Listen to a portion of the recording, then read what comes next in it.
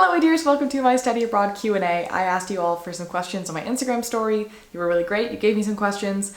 A lot of them are about study abroad, a couple aren't, but that's totally okay. I'm going to try to fit them in as best I can, and then if I do a bad job I will repeat them and answer them at the end. But anyway, yes, hi, welcome. If you're new here, my name is Sydney Zarlingo. I am autistic, disabled, gay. My favorite color is buttercup yellow, or also this shade. This is a good shade. I'm sitting on my bed right now because the room I filmed in last time is downstairs and that takes effort. So if you get, fun breeze noises, it's because we're next to a window. And what else was I gonna say? I am studying abroad at l'Accademia dell'Arte in Arezzo, Italy, which is a very beautiful place. And the first question that is very important is, do you wear your skirts to class? For those of you who don't know, I dress like this all the time. Yes, I do in fact wear my skirts to class. The student handbook highly recommended that you bring like stretchy pants, things that you can move in. I don't have any pants. I just wear my regular skirts without the petticoats underneath, so there's less floof and it's just like a regular skirt. Though actually we just finished up doing clown class, and in clown you wear silly costumes to be your clown, and so they actually asked me to put my petticoats back on so that I could have that extra floof and be kind of silly. So it's been, back and forth, but most of the time I'm always wearing skirts with shorts underneath, but most of the time I don't include the petticoats because it causes too much floof, things get in the way. It's not helpful for movement, but regular skirts are honestly pretty much fine. Do you still go to Mount Holyoke College? Technically no, but yes, I will be returning for my senior year of college at Mount Holyoke, which is where I typically go. I am just abroad right now. This is not a Mount Holyoke affiliated program. I don't actually know who it's affiliated with. If you're interested, you can check it on the website. But yeah, I'm technically not a Mount Holyoke student right now, but I'm on academic leave and these credits are gonna transfer, if that makes any sense. What are you studying? What a great question. I am studying physical theater. So I'm in the physical theater program here. I'm one of 15 students in this program. And how do I describe physical theater? So basically, as far as I can tell at this point in the program, is every about 2 weeks we have a new professor. They were bringing them from all over Italy and they live here, and we have a 3-hour intensive with them every morning for 2 weeks. So the first thing we did was Le Coq, which is a specific dude and his type of physical theater training. And that included neutral mask, which is like when you put on like a neutral mask on your face and you, act without speaking and without being, it's more animalistic. And then like the last 2 weeks we had clown, which was very much farce and folly and, tripping over things and making complete and utter fools of ourselves and wearing, big red noses, which we got to keep, which is very fun. I don't know what I'm gonna use it for, but I'm glad that I still have it.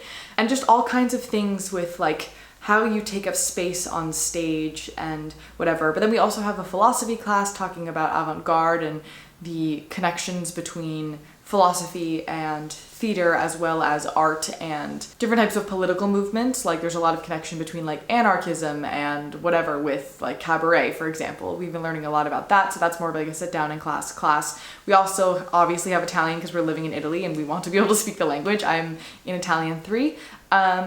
And we have voice and movement, which has been voice things. We also had Tarantella this morning, which is a traditional dance of Italy and also some other countries, I believe. So we've been learning that, which is super, super fun. It's very flexible based on the day. We're doing a lot of different things, but in general, it is not the kind of theater training where you're sitting down and analyzing a script. It's how do you take up space on stage? How do you move freely? How do you control that and get that kind of strength? So I'll get into my experiences with that as a disabled person in a bit, because y'all asked some questions about that. How are you dealing with allergies abroad? And somebody asked, how did you realize that your gut was weird? Realizing my gut was weird, this was like 2 years ago, and I was losing weight at a frightening speed. And there was a lot of confusion, but we figured it out. If you want to learn more about my experience with the FODMAP diet and my gut shutting down, you can check out the video, which is on a side. It's on a side. Yes, but how am I dealing with allergies? So I was told coming in that Italy is really bad about allergens in restaurants and that I was gonna have to really push for it. But it's really easy for me to just, in a restaurant say, I have allergies, is it possible for me to create a dish? Because usually they'll have a pizza that has the pomodoro sauce on it, which I can eat because it typically doesn't have a lot of onions and garlic in it, which I cannot have. And then there's typically spaghetti on the menu. So if they don't have a spaghetti al pomodoro e basilico, which is what I can eat, I typically will create that myself at a restaurant. Also eating a lot of Nutella and crepes because they're delicious, but also that's pretty allergen friendly for me. For those of you who don't know, I cannot have lactose, soy, onions, garlic, caffeine, fried things. I think that's all of them. So obviously that is difficult to navigate when you're in another country and I speak some of the language, but I'm not fluent. But it's been pretty much fine. I've definitely had some allergic reactions, but they've also kind of been my own fault because I'm not going to come all the way to Italy and not eat Italian pizza. But I have lactate pills and those have been helping a heck ton. And then at the program, I talked to them beforehand because I was really nervous about it, and they have been incredible. They make me all of my own food, essentially. So if I can't eat what's being served, I'll just walk up, they know my face, and they'll just be like, 1 second, and then they'll go and they'll grab a plate and they'll come back and they'll give me what my food is, which is just as good as the other food, though it sometimes has less sauce, which is a little bit sad. But that's okay. I still get just as much, and the kitchen staff here are delightful, and I'm eating really, really great meals. So it's overall a win. I was really, really nervous about that actually. I mean, moving to Italy, being allergic to onions and garlic and lactose, like what was I thinking? But it's been at least halfway decent. So cheers to that. What is accessibility like in Italy? So obviously I can only speak for the places that I have been. Well, I've been to some other places in Italy before. I've been to Italy before, but that was before I had mobility issues, so I can't quite speak for that, but I can keep you updated if you're genuinely interested. But everything seems to be the same everywhere I go. So I've been to Arezzo, which is where I live, and then Firenze, Florence. We went there for a weekend trip, and then last weekend we went to Viareggio and Camaiore, which are both in the section of Lucca. We did the beach there. It was really delightful. But yes, all of those places. This country is not accessible. I'm gonna be 130% honest about that. It's just not, because all of the buildings are so old, and so everything just has stairs everywhere and it can't be avoided, and it's tons of walking, and you have to call to get a taxi, which is somebody with an auditory processing disorder is difficult. I've definitely had a lot of moments where I've been like, okay, I have to go up 4 flights of stairs to get to this one thing that I want to get to or whatever, and been really frustrated by it. Like, I'm not gonna lie. It's difficult, and it's a lot of cobblestones as well, so I would imagine being in a wheelchair is a bit of a nightmare. But I also know that disabled people do exist and they do figure it out. We are determined little beings. But I wasn't expecting a lot of accessibility, but I was still a little frustrated when I came. Because again, I've been here before and I remember there being a lot of walking, a lot of stairs, and then I come back with mobility issues and I was like, wow, there's, when you have a dislocated knee, but your Airbnb is on the 3rd floor and there's no elevator, I mean, you're walking up those 3 flights of stairs. So it's definitely been difficult, and I've been kind of struggling with that a little bit.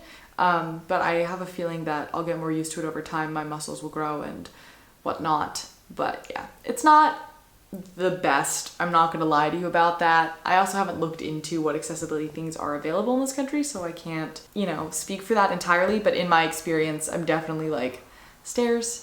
Really? More stairs? Why more stairs? Why? And then allergies, the menus don't really say anything about allergies typically, but you can ask, and they've been really accommodating for me, so that's been pretty sweet. How has navigating study abroad while also navigating disability and autism been? Which then also ties into what accommodations have you made in your life that have helped, including school, work, friends, family? What's helped you to be successful? Which is the deep question. In all honesty, it hasn't gone well in regards to navigating study abroad. I've definitely struggled. I've definitely cried a lot. It's been difficult. I'm not gonna, sugarcoat that. But I also feel like every day I am growing exponentially, and I can feel that happening, and I can feel that I am learning exponentially. For those of you who've been following me for a while and you know about my joint issues, because my gut died, I had severe muscle weakness as a result of that, and I wasn't able to regain that weight and be able to exercise enough comfortably without things dislocating in order to, gain that muscle mass back in order to no longer have joint issues. And they're starting to heal, which is really incredibly exciting. So I've been in a lot of pain, but I can now safely eat some things that I couldn't eat before, which is really darn cool. And I think I've definitely been in situations here where things have been completely inaccessible and I've been frustrated, but I've also spoken up about it, and they've been really great in helping me to alter things a little bit to make them more accessible. And they're totally willing to, listen and to learn and be like, oh, this is too loud, I didn't realize that you have a sound sensitivity, or, oh, I can't strobe the lights, but it's a cool effect, but I won't do it because like it's just the things that they just don't think about, which is super valid because I 3 years ago wouldn't have thought about them either. I mentioned earlier, physical theater education is very intense physically, and I have a joint dislocating disorder and chronic migraines, and I also have panic attacks, and so when you're wearing a mask and you're trying to work out and you're heavy breathing in a mask, that has caused some issues. And then obviously there's also sensory issues with, like, when we were doing neutral mask, wearing the mask or wearing the red nose, or those kinds of things. And there's also a lot of eye contact and a lot, like, sustained long eye contact and a lot of touching and things like that. And I, again, have struggled. I'm going to be honest about it. It has not been easy. But the people here know that, and they know that it hasn't been easy, and they're all here to support me. I feel like my group has been really understanding and kind, and like, absolutely, if you are uncomfortable making eye contact with me right now, that's really okay, and I understand that. And they've been really willing to learn, and it's been beautiful. They're just all such beautiful, lovely people. And they're always willing to be like, what do you need? How can we help you? There was one moment last week where my joints felt kind of achy when I was going into class, and so I laid down on the floor right before class to stretch them, and when I did, my hip popped out, my right hip just completely dislocated, and then that caused my knee to pop out, and then my entire leg went numb. And so I'm laying on the floor just like unable to move, and I had a panic attack, and it was really scary. But my professor came over and was like, are you okay? Is there anything we can do? She like brought me over a pillow for my head, which was really sweet. And the whole group was just super helpful. They helped me to like get over to a corner, and then when I needed to sit up, they helped me to do that. Like, and I've multiple times over been like, please don't help me. Like I don't like asking for help. I really struggle with that. But they make it seem like, no, I help you, you help me. This is how we work together as a community and how we love each other and support each other. And it's been really incredible. And there have also been moments where something will happen that's a sensory overload or something like that, and I won't have the energy to speak up about it, and one of them will for me.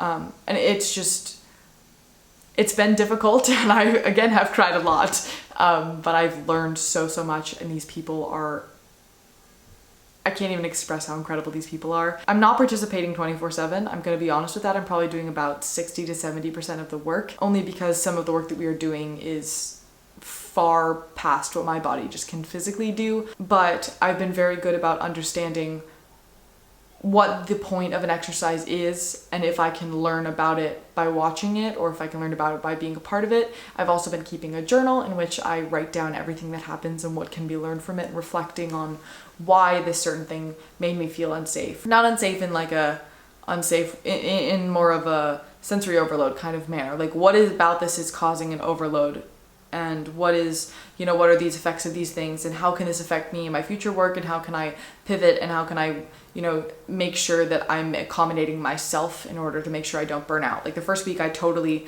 went hardcore. I was like, I'm gonna do all the things, and I could physically do all the things, but I burned out. And so I'm just trying to learn that balance. And again, it's definitely been difficult. I've been so frustrated with my body on so many occasions. I've been trying to be accepting of myself in the same way that all of my friends are understanding and accepting of myself. And I just think that that's a learning curve, and it's hard. Somebody else asked specifically, how do you deal with internalized ableism? Which I was like, you're coming at me right now, because that's been, my existential crisis of the last, week and a half, is just every time I sit out, I get mad at myself for sitting out, because I'm like, if you just got over yourself, you could do it. Like when I was having a panic attack because I had to wear something on my face that I wasn't comfortable with, I was like, I just need to get over it. What's wrong with me? Why am I like this? And then I realized that no, I'm also an important part of this art, and my perspective is important, and it's not my fault that the education system is set up this way. It's the fault of the education system and the society that created that system, and that I need to, unfortunately, be a trailblazer and work on making it more accessible for people in the future, which is tiring and exhausting and frustrating. But I'm not ableist towards other people, or let me rephrase that. I try my hardest not to be ableist towards other people, but I am very ableist to myself. And so I try to take myself and put myself over there and look at her and go, what are you gonna say to her? This is a small child who's having a hard time with the situation, and talk to me as if I'm talking to somebody else that I love and care for. I don't know if I really answered that, but those are my answers to like all of those questions. Also, if you wanted to know about my academic accommodations and what those look like and whatnot, I do have a video about it over here, which you can check out. Or maybe it's over here. I'm gonna figure this out when I'm editing so that in the future I stop making this mistake. Somebody said, what are your safe / comfort foods? That's in my same foods video, which is gonna be up here and also in the description. But pasta and plain chicken, which I'm having a lot of both of those things, so that's spicy and fun. I'm really addicted to Pringles right now. I'm really addicted to gummy bears right now. What else? One sec. Oh, they have I have food. They have these cookies at breakfast, and the world needs to see these. You see these cookies? Focus, camera, focus, come on. There we go. They have these cookies at breakfast. They also have chocolate ones, and they're completely allergen friendly, and they're an ideal texture, and they're delicious, and I'm such a fan. They're so good. So that's one of my same foods. Also, the chocolate here is superior, and I've been eating a lot of that. So those are the things that I'm just like eating. Oh, and fruit. Also a lot of fruit. And the orange juice is really good. I've been drinking a lot of that too. And then the last question is, what are your future career goals? That's a scary thing to answer. My general career goals is there's never been an openly autistic person on Broadway or in a national tour. Somebody has pointed out to me that Anthony Hopkins was on Broadway and he is now openly autistic, but a big part of the reason that nobody like us has been on stage is because of the stigma of that label, which he did not have at the time, so I don't personally count it. But I would like to change that. I would really, really like to change that, which is scary in knowing I've already been auditioning for some things for the spring, and I've already gotten a lot of rejections, and there have been ableist tones in them, and it's been frustrating, and realizing that this is a field that I'm going into that doesn't necessarily want me, which is really hard and frustrating. But I am disgustingly determined, so one day I will get there out of enough determination. Obviously, also I have this YouTube channel, which I'm going to be continuing. Hopefully at some point I will get monetized so it can actually be an income, because I really need income. And what was my third thing? There's a third thing. Oh, I write music. I feel like being on tour would be fun and spicy. I think that I would enjoy it because I like performing for people, but I also really hate concerts, so I don't quite know how I would have a concert that I want to give a concert that's a concert that I would willingly go to, but I have yet to find a concert that I would willingly go to in order to replicate that idea, and I'm not quite in a space to create a new idea yet. So yeah, that's the third thing. In general, my opinion in life, sorry for whatever that really messy cut was, I had to think about this phrasing for a while. But in general, my goal in life is that I nearly didn't live this long, and because I have lived this long and I got a second chance, I now feel like every single day I want to give back to make sure that nobody else has to go through all of what I had to go through.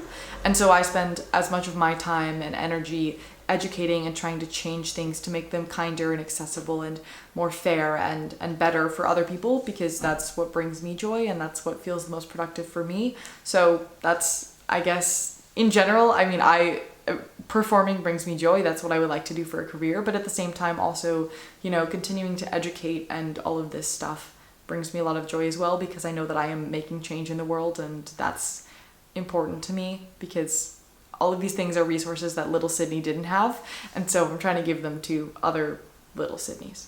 So I hope that answered your questions. If you have any more questions, you can drop them in the comments. I will respond as I get around to it. Basically, the schedule here, we're kind of booked from 8 a.m. to 8 p.m. and then after that is homework time, though we don't typically have a lot of homework. So I'm, you know, doing a lot of things at once, and things are a little crazy, a little busy. I'm still trying to figure out album stuff, and there's just a lot going on, but I will try to respond as soon as I can. I don't have any more things to say. Anyway, thank you for watching this. I hope that you learned something. I hope that I answered your questions in a way that, you know, was helpful. And if I didn't, I'm sorry. You can ask them again and then I'll try again, I guess. And I look forward to seeing you in the next one. Hang in there. Take care of yourselves. Remember, your story isn't over. It has only just begun. And I look forward to seeing you soon.